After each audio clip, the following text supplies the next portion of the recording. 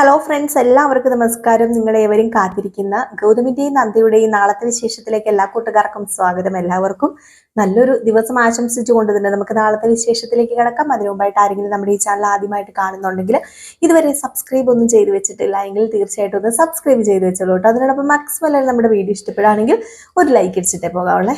അപ്പൊ നമുക്ക് നേരെ നാളത്തെ വിശേഷത്തിലേക്ക് തന്നെ പോകാം അല്ലേ. അങ്ങനെ ഏതായാലും തുടങ്ങുമ്പോൾ തന്നെ കാണിക്കുന്ന നമ്മുടെ പിങ്കി ആകെ കൺഫ്യൂഷൻ അടിച്ച് നിൽക്കുകയാണ്. പിങ്കിക്ക് എന്ത് ചെയ്യണമെന്ന് അറിയില്ല. നമ്മുടെ നന്ദുമോനാണെങ്കിൽ മീറ്റിൽ പങ്കെടുക്കുകയും വേണം. പക്ഷേ നമ്മുടെ ഗൗതം നന്ദുമോനെ നന്ദയുടെ അടുത്തേക്ക് വിടത്തുമില്ല.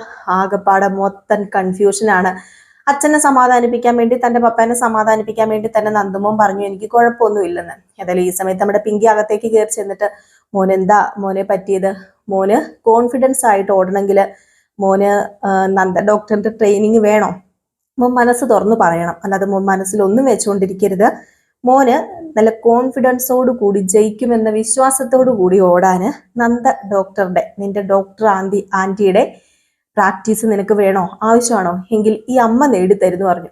അപ്പോഴത്തേക്കും കുട്ടി എന്ത് പറഞ്ഞു, നമ്മുടെ നന്ദു പറഞ്ഞു അത് പിന്നെ അമ്മേ, ഞാന് ഡോക്ടർ ആന്റിയുടെ അടുത്തേക്ക് പോകുന്നത് പപ്പയ്ക്ക് ഇഷ്ടമല്ലല്ലോ, പിന്നെ പപ്പ വഴക്കുണ്ടാക്കൂലേ, അടിയാവൂലേ, ഡോക്ടർ ആന്റീനെ പോയി വഴക്ക് പറയില്ലേ, അപ്പൊ പിന്നെ ഞാൻ പോയി കഴിഞ്ഞാൽ ശരിയാവോ, അതൊന്നും മോനിപ്പോ നോക്കേണ്ട കാര്യമില്ല. മോന് ഡോക്ടർ ആന്റിയുടെ അടുത്ത് പ്രാക്ടീസിന് വേണ്ടി പോകണം.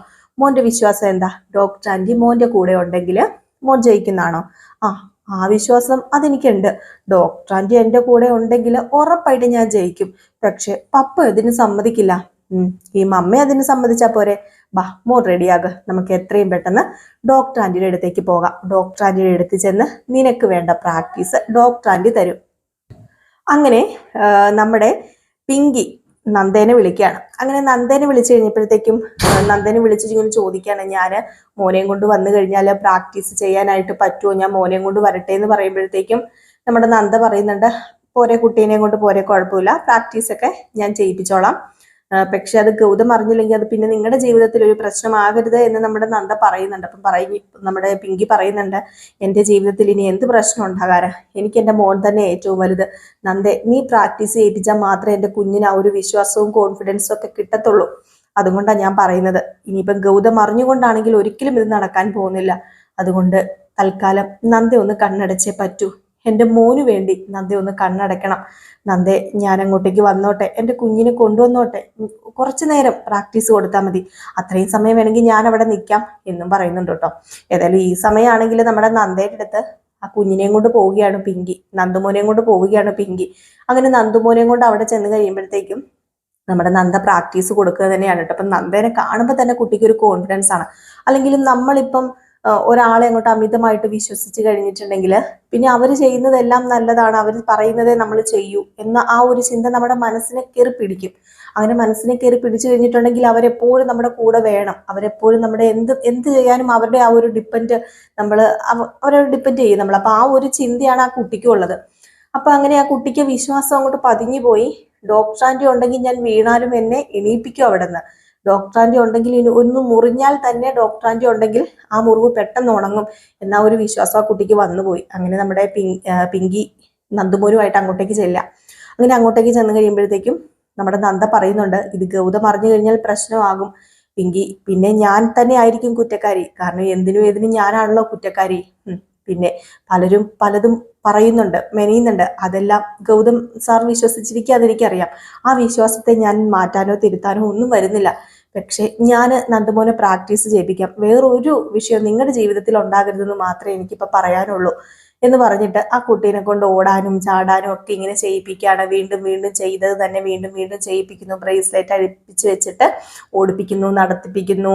അപ്പൊ അങ്ങനെ ഓരോ കാര്യങ്ങൾ ചെയ്തുകൊണ്ടിരിക്കുമ്പോഴാണ് അതിലെ ഒരു പോലീസ് വരുന്നത്. അങ്ങനെ ഒരു പോലീസ് നമ്മുടെ കമ്മീഷണർ ആണല്ലോ ഗൗതം. സ്വാഭാവികമായിട്ടും കമ്മീഷണറിനെയും കമ്മീഷണറുടെ ഭാര്യേനെയും അതുപോലെ തന്നെ മോനെയൊക്കെ എല്ലാവർക്കും അറിയാം. അപ്പൊ അങ്ങനെ പെട്ടെന്ന് നമ്മുടെ പിങ്കിയും നന്ദുമോനും അവിടെ നിൽക്കുന്നത് കണ്ടിട്ട് ഈ ഒരു പോലീസ് ഉദ്യോഗസ്ഥൻ നേരെ നമ്മുടെ ഗൗതമിനെ വിളിച്ച് കാര്യം പറയാണ്. ഇങ്ങനെയാണ് സംഭവം, ഞാൻ കണ്ടായിരുന്നല്ലോ, മോന് ആ വീട്ടിൽ നിൽക്കുന്നത് ഞാൻ കണ്ടായിരുന്നല്ലോ, അവിടെ നിൽക്കുന്നത് ഞാൻ കണ്ടായിരുന്നല്ലോ എന്ന് പറഞ്ഞ് വിളിച്ച് വിവരം പറയുന്നു. ഗൗതം ഇത് കേൾക്കുമ്പോഴത്തേക്കും കലി വരികയാണ്. പക്ഷെ ഗൗതം അപ്പൊ നമ്മുടെ പിങ്കിനെ വിളിക്കാനൊന്നും പോകുന്നില്ല. ഏതായാലും പിങ്കി ഇങ്ങോട്ടാണ് കൊണ്ടുവന്നതെന്നും ഇന്ദിവരം തറവാട്ടിൽ ആരും അറിഞ്ഞിട്ടുമില്ല കേട്ടോ. കാരണം എല്ലാവരോടും പറഞ്ഞിരിക്കുന്നത് കുട്ടിയായിട്ട് പുറത്തു പോവാന്ന്. അപ്പം തിരിച്ചു വരുമ്പോഴത്തേക്കും കുട്ടീനെ കൊണ്ട് ചെന്നാൽ മതിയല്ലോ. അപ്പൊ എല്ലാവരും ചോദ്യം ചെയ്തായിരുന്നു, പോകാൻ തുടങ്ങിയപ്പോ എവിടെ പോകുക ഇങ്ങനെ ചോദ്യം ചെയ്ത് കഴിഞ്ഞപ്പോഴത്തേക്കും കുട്ടിയായിട്ട് പുറത്തു പോവുകയാണ്.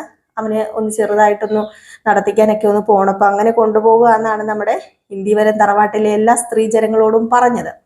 അപ്പൊ അവർ ഓർക്കുകയും ചെയ്യുന്നത് അമ്മയും മോനും കൂടെ പുറത്തു പോകുന്നു എന്നാണല്ലോ. പക്ഷെ അവിടെ ഒരു കള്ളത്തരം ആരും കാണുന്നില്ല. പക്ഷെ നമ്മുടെ ഗൗതം അറിഞ്ഞിട്ടും ഗൗതം അറിയാത്തതുപോലെ തന്നെ നടിക്കണം. കാരണം ഗൗതമിന് അറിയാം നന്ദയുടെ ആ ഒരു സ്ട്രോങ്ങും നന്ദയുടെ ആ ഒരു മനോധൈര്യവും. നന്ദ വിചാരിച്ചു കഴിഞ്ഞിട്ടുണ്ടെങ്കിൽ ആ കുട്ടിക്ക് നടക്കാനല്ല, ഓടാനല്ല, ചാടാൻ വരെ പറ്റുമെന്ന് നന്നായിട്ട് ഗൗതമിന് അറിയാം. പക്ഷെ ഗൗതമിന്റെ വാശിയാണ് ഗൗതമിനെ അങ്ങോട്ടേക്ക് ആ കുട്ടീനെ വിടാൻ അനുവദിക്കാത്തത്. അങ്ങനെ കുട്ടിക്ക് നല്ല കോൺഫിഡൻസ് ഒക്കെ നമ്മുടെ നന്ദ അതിൻ്റെ കൂടെ കൊടുക്കുന്നുണ്ട്. ഈ ഒരു ഫിസിക്കലായിട്ടുള്ള ആ ഒരു ഇത് മാത്രമല്ല, പ്രാക്ടീസ് മാത്രമല്ല, മാനസികമായിട്ടും ആ കുട്ടിക്ക് നല്ല രീതിയിൽ തന്നെ ഒരു കൗൺസിലിംഗ് പോലെ കൊടുക്കുന്നൊക്കെ ഉണ്ട്. അപ്പൊ നമ്മുടെ ഗൗരിമോളും പറയുന്നുണ്ട്. അപ്പൊ ഇതിനിടയിൽ ഗൗരിമോളും നമ്മുടെ നന്ദുമോനും കൂടെ കുറച്ച് ചർച്ചകളൊക്കെ നടത്തുന്നുണ്ട്. അച്ഛനാര് അമ്മയാര് എന്നുള്ള ഒരു ചോദ്യത്തിന് ഇതുവരെ ഉത്തരം കിട്ടാതിരിക്കുകയാണല്ലോ. അപ്പം ഗൗരിമോള് ആ ഒരു കാർഡൊക്കെ ഉണ്ടാക്കി വെച്ചിട്ടുണ്ടല്ലോ, ഒരു ചെറിയൊരു കാർഡൊക്കെ ഉണ്ടാക്കി എൻ്റെ അച്ഛനെ അറിയുന്നവരുണ്ടോ, അമ്മേനെ അറിയുന്നവരുണ്ടോ, ഞാനൊരു അനാഥനാണ്. അപ്പം ആ ഒരു ഇതൊക്കെ നടത്തി സെർച്ചിങ്ങിലാണ് ആ കുട്ടി. സത്യം പറഞ്ഞിട്ടുണ്ടെങ്കിൽ ഗൗരിമോളുടെ അഭിനയം അടിപൊളിയാണല്ലേ. നമ്മുടെ നന്ദുമോനാണെങ്കിൽ കുറച്ച് താഴേക്കാണ് ഒരു അഭിനയം. ആ കുട്ടികൾ തമ്മിൽ അങ്ങനെ കുട്ടികളാണ് കമ്പയർ ചെയ്യാൻ പാടില്ലെങ്കിലും നന്ദുമോൻ ചെറിയൊരു നാണമൊക്കെ വരുന്നുണ്ട്. അഭിനയമാണല്ലോ, ഏതായാലും അഭിനയിക്കണമല്ലോ.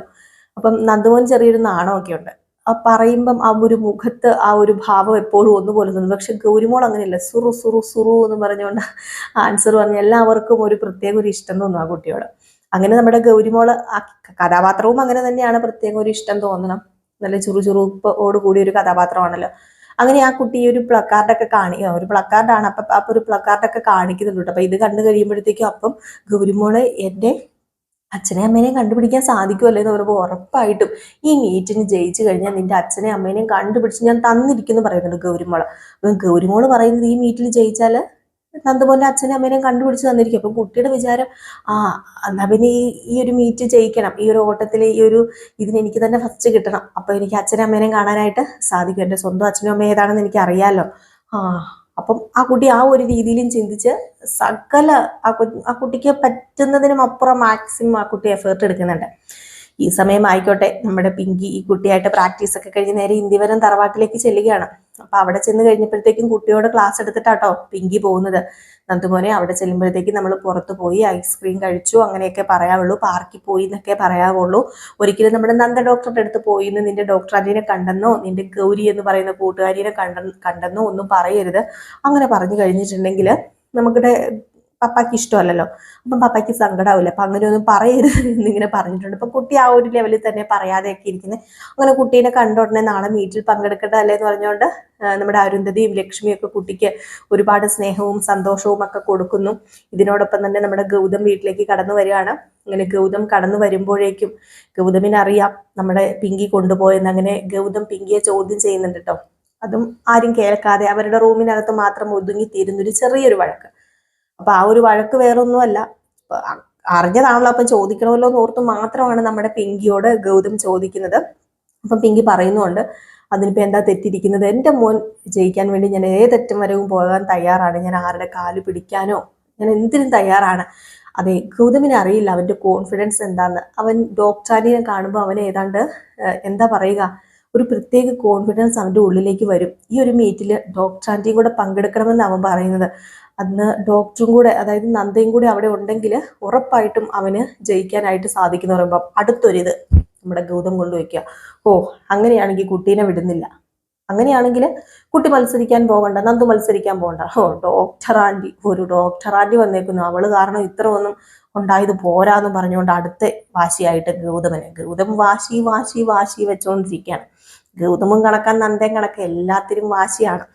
അങ്ങനെ നമ്മുടെ ഗൗതമിനെ ധിഖരിച്ചുകൊണ്ട് തന്നെ നമ്മുടെ നന്ദ ആ ഒരു സ്പോർട്സ് മീറ്റിൽ പങ്കെടുക്കാൻ വേണ്ടി ചെല്ലുന്നുണ്ട്. കുട്ടി ഏതായാലും കാണുന്നുണ്ട്. നമ്മുടെ നന്ദ ഡോക്ടറിനെ കണ്ടു കഴിഞ്ഞിട്ടുണ്ടെങ്കിൽ കുട്ടിക്ക് പ്രത്യേക ഒരു ഊർജം വരുമെന്ന് നമ്മുടെ ഗൗതമിന് അവിടെ മനസ്സിലാകുന്നുണ്ട്.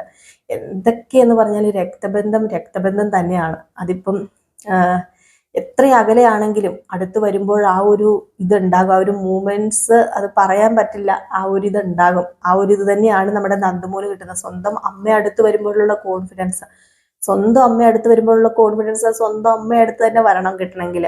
അല്ലാതെ വളർത്തമ്മയാണെങ്കിൽ വളർത്തമ്മയുടെ കോൺഫിഡൻസ് ഇല്ല, അങ്ങനെ ഞാൻ കമ്പയർ ചെയ്തല്ല കേട്ടോ. എങ്കിലും കഥയാണല്ലോ, കഥയിൽ ചോദ്യമില്ലല്ലോ, അതൊക്കെ പോട്ടെ, അതൊക്കെ നമുക്ക് കളയാം. അപ്പൊ ഏതായാലും നമ്മുടെ അരുണാണെങ്കിൽ തപ്പിയും ചികഞ്ഞും ഒക്കെ നടക്കുകയാണ്. നന്ദയുടെ ബാക്ക്ഗ്രൗണ്ടൊക്കെ അന്വേഷിച്ച് പോകുന്നുണ്ട് ശാന്തിപുരത്തേക്ക്. അവിടെ ചെല്ലുമ്പോൾ നന്ദയുടെ ബാക്ക്ഗ്രൗണ്ട് അറിയാനായിട്ട് സാധിക്കുന്നു. അങ്ങനെയാണ് നമ്മുടെ അരുൺ തിരിച്ചറിയുന്നത് ഈ കുട്ടി ആരാണ് എന്താണെന്നൊക്കെ. അപ്പൊ ഇതിനിടയിൽ നമ്മുടെ ഗൗരിമോളുടെ സെർച്ചിങ്ങും നടന്നുകൊണ്ടിരിക്കുകയാണ്. അങ്ങനെ ഗൗരിമോളുടെ അച്ഛനും അമ്മയും നന്ദുമോന്റെ അച്ഛനും അമ്മയും ആരാണെന്ന് ഗൗരിമോള് കണ്ടെത്തുകയാണ്. സ്വന്തം അമ്മ തന്നെയാണ് നന്ദുമോന്റെ അമ്മയും എന്ന് ആ ഗൗരിമോള് തന്നെ ഏകദേശം ആ ഒരു അറ്റത്തിലേക്ക് ചെല്ലുന്നുണ്ട് കേട്ടോ, കണ്ടുപിടിക്കുന്നത്. ഇപ്പൊ എങ്ങനെയാണോ എന്നൊക്കെ ചോദിച്ചു കഴിഞ്ഞിട്ടുണ്ടെങ്കിൽ നമുക്ക് വരുന്ന ഓരോരോ എപ്പിസോഡുകളിലൊക്കെ കാണുമ്പോൾ നിങ്ങൾക്ക് മനസ്സിലാവും കേട്ടോ. അപ്പൊ ഇതൊക്കെ കോർത്തിണക്കിക്കൊണ്ടൊരു അടിപൊളി വിശേഷമാണ് നാളെ വരാൻ പോകുന്നത്. അപ്പൊ ഇന്നത്തെ വിശേഷം എന്ന് പറഞ്ഞിട്ടുണ്ടെങ്കിൽ പ്രത്യേകിച്ച് നടന്നത്, ആ കുട്ടീനെ ഓടിക്കുമ്പോൾ ആ കുട്ടി വീണല്ലോ. അപ്പൊ നമ്മുടെ പിങ്കി ആ കുട്ടീനെ താങ്ങി എടുക്കുന്നുണ്ട്. അങ്ങനെ ഗൗതം വഴക്ക് പറയുന്നുണ്ട്, അവൻ തന്നെ നടക്കണം, അവന് ആരുടെ ഹെൽപ്പ് വേണ്ട എന്നൊക്കെ പറയും. എൻ്റെ മകന് ഹെൽപ്പ് വേണം, ഒരാളുടെ ഹെൽപ്പ് ഇല്ലാതെ അവന് ആ ഒരു പ്രായമാണ്, പിന്നെ അവൻ വയ്യാത്ത കുട്ടിയാണെന്നൊക്കെ പറഞ്ഞ് നമ്മുടെ പിങ്കി ആ കൊച്ചിനെ സംരക്ഷിക്കുന്നു. അങ്ങനെ പിങ്കി വാശിപ്പുറത്താണ്. അതായത് ഗൗതം പറയുന്നുണ്ട്, ഞാൻ നന്ദയുടെ അടുത്തേക്ക് തന്നു വിടില്ല, ഒരിക്കലും അത് നീ ചിന്തിക്കണ്ട എന്ന്. പക്ഷേ നമ്മുടെ പിങ്കിക്ക് അറിയാം കുട്ടിക്ക് നന്ദയില്ലാതെ പറ്റില്ല എന്ന്. അപ്പൊ അങ്ങനെ നന്ദ ഒരു തീരുമാനം പിങ്കി ഒരു തീരുമാനം എടുക്കുന്നതാണ് നന്ദയുടെ അടുത്ത് കൊണ്ടുപോകാമെന്ന്. അപ്പൊ ആ ഒരു സീനും പിന്നെ നമ്മുടെ പവിത്രയുടെയും അതുപോലെ തന്നെ കനകമ്മയുടെയും മോഹിനിയുടെയും ഒക്കെ ഒരു സീനൊക്കെയാണ് ഇന്ന് നമ്മൾ കൂടുതലും കാണിക്കുന്നത്. അതായത് നമ്മുടെ പവിത്രയല്ല കനകമ്മ കള്ളത്തരം പറഞ്ഞിട്ട് മറ്റേ കഷായം ഇളക്കാൻ എന്നൊക്കെ പറഞ്ഞ് പോയായിരുന്നല്ലോ, തുണി ഇളക്കാൻ മടിച്ചിട്ട്. അപ്പൊ അതുകൊണ്ട് തന്നെ നമ്മുടെ മോഹിനിയുടെ ഹസ്ബൻഡ് അത് കണ്ടുപിടിക്കുകയാണ്. മോഹിനിയുടെ ഹസ്ബൻഡാണ് മരുന്ന് വർഷങ്ങളായിട്ട് കാച്ചി വെക്കുന്നത്.